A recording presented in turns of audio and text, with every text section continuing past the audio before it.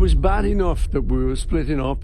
Yeah. It was bad enough that all that money we'd earned and all that fame was going down the pan. Yes. And there was this guy who was going to take it all. And it was that close. Paul McCartney, a Beatle, a songwriter, a cultural icon whose music shaped not just a generation, but the entire world. His melodies filled stadiums, his lyrics became anthems, and his presence ensured that the Beatles' legacy would never fade. But behind the charm, the public smile, and the endless stories of collaboration, there were conflicts, rivalries, and tensions that Paul rarely allowed to surface in public. For years, fans speculated about who McCartney truly couldn't stand, about the one figure who drew his deepest resentment. Now, after decades of silence, the truth is finally out. And what Paul McCartney admits doesn't just confirm old suspicions, it reveals a side of him that fans never expected to see. But who was the one person Paul McCartney truly hated more than anyone else? Stay with us as we uncover the truth. Paul McCartney's life has always seemed like a dream. From the working-class streets of Liverpool, he rose to unimaginable heights. He wasn't just in a famous band, he was in the band, the Beatles. With John Lennon, George Harrison, and Ringo Starr, Paul helped shape the soundtrack of the 20th century. His songs became anthems, his melodies timeless, his charm unmatched.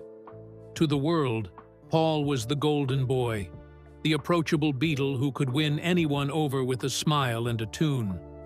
But behind the polished interviews and easy grin, Paul carried something darker, a bitterness that never left him. Unlike his fiery rivalry with Lennon, fueled by respect and artistry, this was something else entirely. It wasn't about who wrote the better song. It was personal. The man Paul truly hated wasn't Lennon or any of his bandmates. It was someone outside the Beatles' circle, a rival whose success gnawed at him. To Paul, this man's rise wasn't just competition. It was humiliation, a reminder that even the greatest songwriter of his generation could be cut down to size. The bitterness took root after the Beatles' breakup in 1970. Painted as the villain who dragged his brothers into court, Paul was branded cold, calculating, ruthless. Lennon's brutal "How do you sleep?" mocked his very legacy. Harrison grew distant. Even Ringo seemed to slip away. Once adored as the heartthrob, Paul became the scapegoat. Worse than the judgment of fans and bandmates was the constant comparison to his rival. Every glowing review, every headline, every whispered remark chipped at him. Paul had outlasted Dylan, the Beach Boys, and countless critics. But this rival mocked him publicly, undermined his artistry, and left scars success couldn't erase. Behind the smile, Paul carried a secret truth. There was one man he despised more than anyone else. Paul McCartney's story began like something out of a novel, but it was rooted in the grit of post-war Liverpool. Born in 1942, he grew up in a city scarred by bombings and ration cards. His father, Jim, a frustrated jazz musician, gave him melody and discipline, while his mother, Mary, provided stability as a midwife. In 1956, when Paul was just 14, Mary died of breast cancer. The loss cut so deep it never healed. From then on, music became his refuge, rebellion, and escape. A year later came destiny. At a church fete in 1957, Paul met John Lennon, leader of the Quarrymen. After hearing Paul rattle off 20 Flight Rock, Lennon recognized not just talent, but a rival he wanted close. Soon, George Harrison joined, and the Beatles began to take shape. By the early 1960s, Beatlemania swept the globe. John was the rebel, Paul the charmer, George the seeker, Ringo the clown. Together, they weren't just a band. They were a cultural revolution. Yet fame sharpened Paul's competitiveness. Outwardly gracious, he was inwardly restless, driven to outright and outlast anyone who threatened his standing. When the Beatles collapsed in 1970, that drive turned darker. Paul was painted as the villain, the man who dragged his bandmates into court. Fans whispered he was cold, calculating. Lennon's barbs in How Do You Sleep mocked his legacy. George and Ringo drifted away. For the first time, Paul stood isolated. Then came a new rival, outside the Beatles' circle. Raw where Paul was polished, reckless where he was careful. This figure was adored by critics eager to crown a new hero. Comparisons stung, each headline a reminder that even Paul McCartney could be diminished. What began as rivalry hardened into something more. For Paul, this was personal, and his hatred had a name. It started with one night, a night Paul McCartney would never forget, no matter how hard he tried to bury it beneath decades of songs, tours, and carefully practiced smiles. The event was meant to be a celebration, one of those glittering industry gatherings where the powerful of music gathered under chandeliers, the air thick with smoke and champagne. Deals were whispered in corners, reputations made or broken in an instant.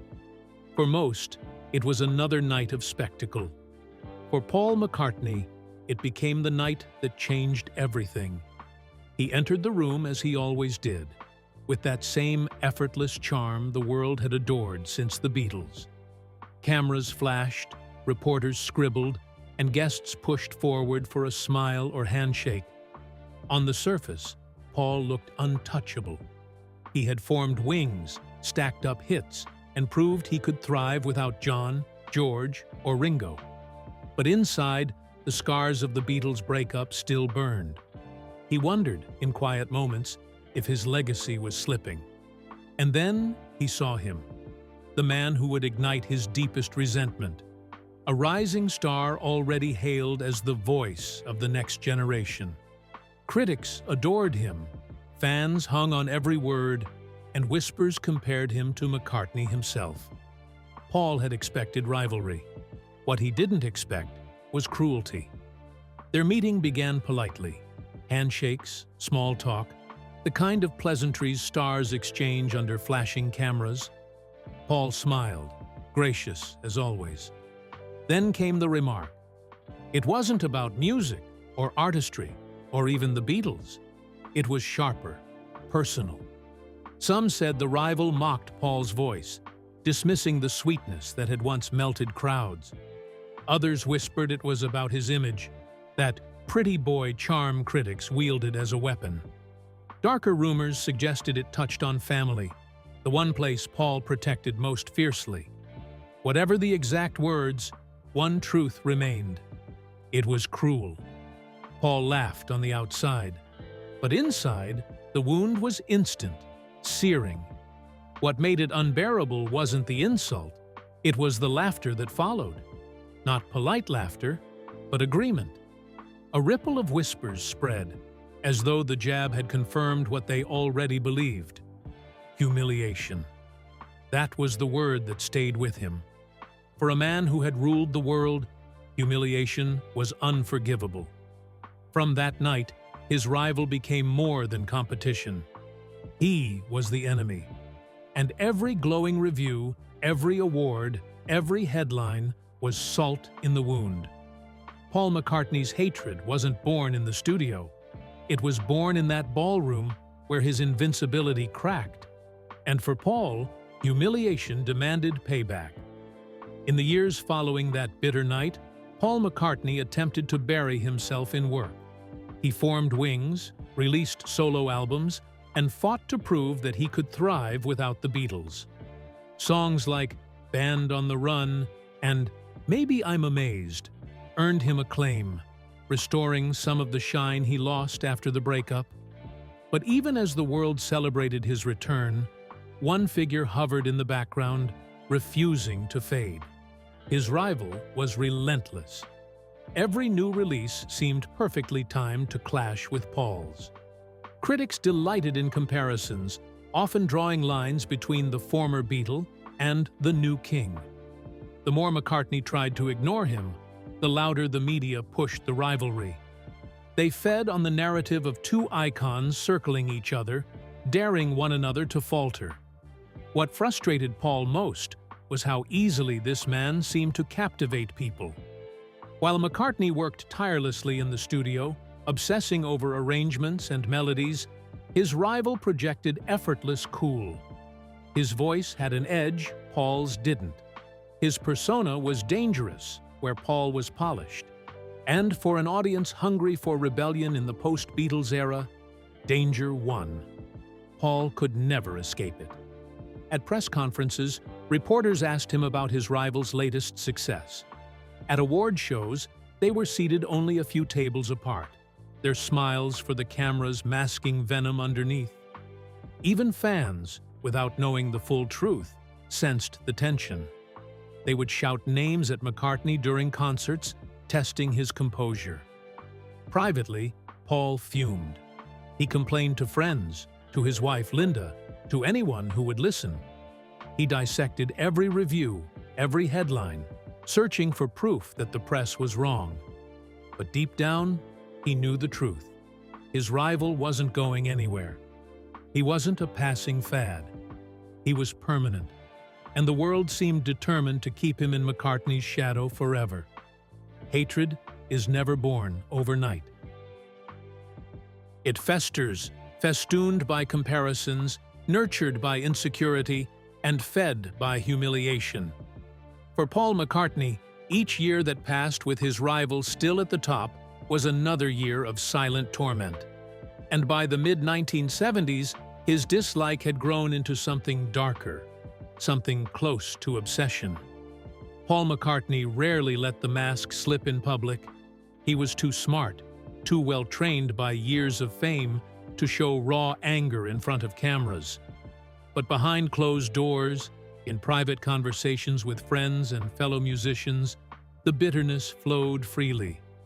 Accounts from insiders reveal moments where Paul would lower his voice, lean in, and let his feelings spill. He'd describe his rival in scathing terms, questioning his talent, mocking his image, dismissing his fans as gullible. There was venom in his tone, the kind that didn't fade with time. And yet, even in his anger, Paul betrayed himself. Why spend so much energy mocking someone unless you felt threatened by them?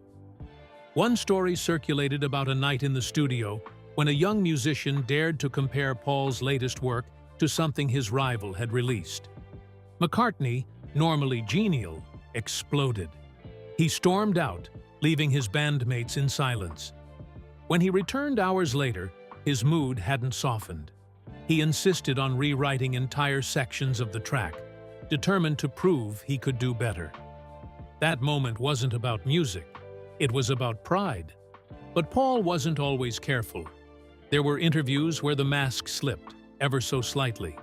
A backhanded compliment here, a cold dismissal there. He'd say something that seemed harmless on the surface, but to anyone paying attention, the bitterness was clear. Fans debated these comments endlessly, dissecting every word for hidden meaning. Was McCartney still fighting an invisible war long after the Beatles' glory days? Publicly, the rival remained unfazed. He never admitted to hating Paul, never revealed if the tension was mutual. That silence was the cruelest cut of all. Because if Paul's rival could shrug off the feud, then Paul's rage only made him look smaller. And for a man who had once been half of the greatest songwriting partnership in history, looking small was intolerable. Of all the people who truly knew Paul McCartney, Linda Eastman, his wife, his partner, his anchor, understood the depth of his bitterness best. She saw it in quiet moments, when Paul would brood over reviews, when he'd bristle at headlines, when a song by his rival played on the radio, and he'd reach over to switch it off. Linda loved Paul's passion, but she worried about what it was doing to him. She urged him to let it go, to stop feeding the fire. "You're Paul McCartney," she reminded him. You don't need to prove yourself to anyone. But Paul wasn't listening. The humiliation he'd endured that night years earlier still lived inside him. He couldn't forgive, and he certainly couldn't forget. Sometimes, late at night, Linda pressed him harder. She asked why this man, out of all the rivals and critics Paul had faced, mattered so much. Why did his name carry such poison? Paul wouldn't answer directly. Instead, he'd deflect, change the subject, or retreat into silence. But his silence said enough. It wasn't just rivalry. It was personal. Linda warned him that carrying this hatred would eat away at him. She was right. The longer Paul held on, the more it shaped his choices. His songwriting became more defensive, his interviews more guarded, his private comments sharper. Even his bandmates noticed the change. McCartney wasn't just competing anymore. He was fighting ghosts only he could see. And yet, no matter how much Linda urged him to stop, he couldn't. Because hatred, once it takes root, doesn't simply vanish. It grows, it twists, it redefines everything. For Paul McCartney, the man the world saw as endlessly cheerful, endlessly talented, endlessly lovable, there was one truth he couldn't escape. He had an enemy, and the thought of forgiving him was impossible. By the late 1970s, whispers of a possible truce began to swirl. The music world speculated endlessly about a reunion, not of the Beatles, but of Paul McCartney and the rival who had haunted him for years. Journalists loved the fantasy. Two titans of rock standing side by side, burying the hatchet, proving that even the deepest grudges could be overcome. But for Paul, such an idea was unthinkable. Behind closed doors, opportunities did arise. Producers, promoters, and mutual acquaintances floated the idea of collaborations. The rival, enigmatic as ever, didn't dismiss the possibility. But Paul refused. The thought of sharing a stage, or worse, a song, with the man who had humiliated him was unbearable. He couldn't imagine playing second fiddle, even for a night, even for millions of dollars. What fans didn't see was how close it came to happening. There were secret meetings, phone calls, even tentative plans to appear at charity events together. But every time the prospect grew real, Paul backed away. He offered excuses, scheduling conflicts, creative differences, family commitments. Yet those closest to him knew the truth. It wasn't logistics. It was pride. The rival, for his part, remained detached. He neither begged for reconciliation nor fueled the flames publicly. This aloofness infuriated Paul even more. To him, it felt like salt in the wound. It was as if the man didn't care enough to fight, didn't acknowledge the war Paul had been waging for over a decade. To the public, McCartney looked stubborn. To himself, he was preserving dignity. And so, the reunion that might have healed old scars never materialized. The silence between them became louder than any song they might have sung together. And for Paul, each passing year only reinforced the truth. There would be no reconciliation. Not in this lifetime. The cracks in McCartney's carefully maintained image began to show in the places where cameras rarely reached. Backstage, at parties, in green rooms, he sometimes spoke with a candor that shocked those around him. Friends, acquaintances, even strangers heard him make remarks about his rival that revealed the bitterness still lodged in his heart. One account came from a fellow musician who shared a drink with Paul in the early 80s. After a few glasses of wine, McCartney allegedly leaned in and, with a grim smile, admitted, "I'll never forgive him. Not for what he did. Not for what he tried to take from me." The musician, stunned, didn't press further. But the words stuck. They confirmed what many suspected. Paul's hatred wasn't just about music, it was about legacy. about identity. On other occasions, Paul's resentment slipped out in more subtle ways. He would refuse to cover songs associated with his rival, even when fans begged for them. He would avoid venues linked to the man, claiming coincidence, but betraying unease in his eyes.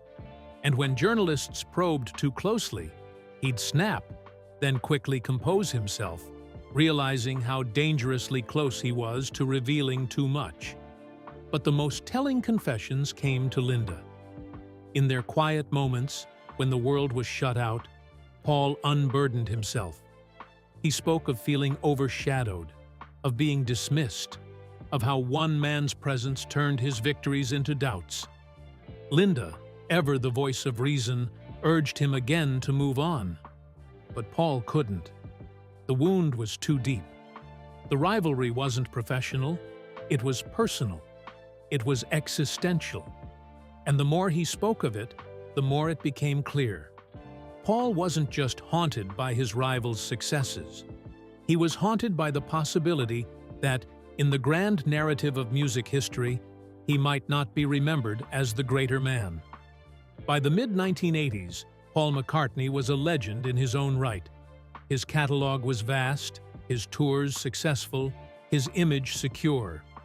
But despite it all, the rivalry still gnawed at him. And then came the moment that pushed his hatred to its breaking point. It wasn't a direct insult. It wasn't even a confrontation. It was an offhand comment, delivered in an interview by the rival, that made its way to Paul's ears. The man had been asked about his relationship with McCartney, and his response was dismissive, almost mocking. "Paul? He's fine. He does what he does. I don't really think about him much." That single sentence was like a dagger. To McCartney, it wasn't just indifference, it was erasure. After years of comparisons, years of silent battles, years of sleepless nights replaying humiliations, his rival had reduced him to nothing more than an afterthought. Paul raged. Those close to him described him as furious, pacing, shouting, replaying the words over and over. He couldn't understand how someone he had devoted so much energy to hating could simply shrug him off. It was as if the entire war had been one-sided, a fight fought in Paul's heart, but not in the rival's. From that point on, McCartney's hatred hardened into something permanent. It was no longer a battle he expected to win. It was a scar he accepted he would carry forever.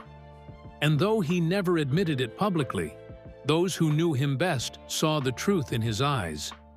Paul McCartney might have conquered the world, but in his private war with his greatest rival, he would never find peace. Paul McCartney has spent a lifetime writing songs that defined generations.